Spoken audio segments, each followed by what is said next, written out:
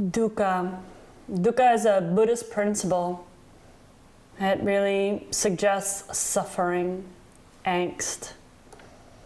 It lines up fairly closely in the kleshas, in the Hindu tradition of avidya. Avidya is, well, vidya are knowledge, and avidya is lack of knowledge, is not seeing clearly, is being deluded. And dukkha is suffering. Suffering caused by not accepting things as they are. So as we walk through this world, we see a lot of avidya,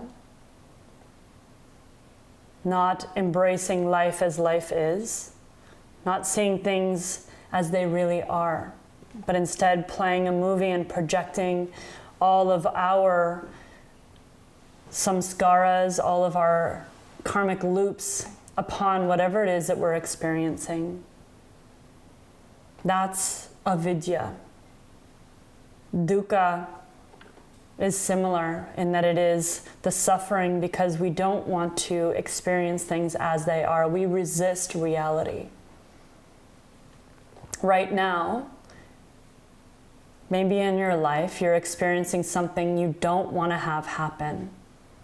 In our political system, I can tell you pretty clearly, there is suffering, there's dukkha. We do not want to embrace things as they are, see them as they are.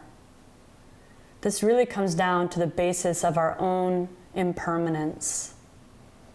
And in both traditions, they really suggest that we move toward a practice of embracing impermanence. On a higher concept, sometimes it's easier to imagine, yeah, I can move into this life and move out of this life, and this body will come and this body will go. We get it in that bigger vision. But when we're actually in it, when we're in a moment where we find out hard information about our health, we lose someone, something ends that we love, that we think we just have to have. But it says to go toward that, to celebrate those as equal as we celebrate the wins, the falling in love, the newness of birth, of life, right? You see everyone gather around those who have just given birth, this new life, the celebration that is happening, but rarely do you see that as someone moves out around them and wishing them well into their new adventure. Or same with when we lose a job, it's like, oh, and all that slide.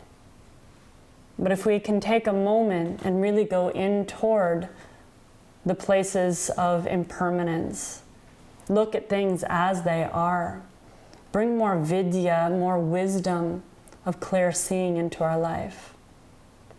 There are many practices to get there, and that's why it's a lifelong practice, this yoga, this Buddhist practice, whichever you may be in, wherever you may be finding yourself.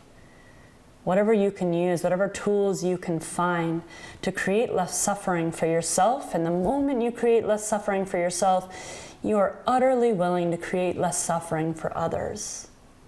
And I can say that there is a lot of suffering out there. And it can be from my fellow species or really all animals and beings.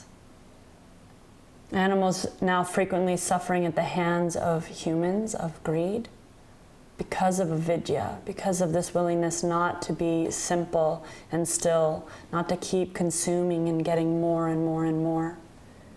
And it's very easy to look out at consumerism, capitalism, whatever it is, and blame that, but we have to take responsibility here in this environment before we can go out and support other places. So just a quick moment, really this conversation on how to ease our own suffering, and from that, maybe the suffering of all.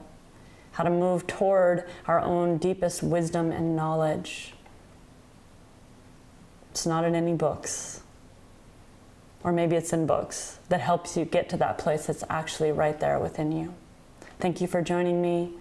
This is just a little offering on how we can ease up some of our own tension, our own suffering. Thank you.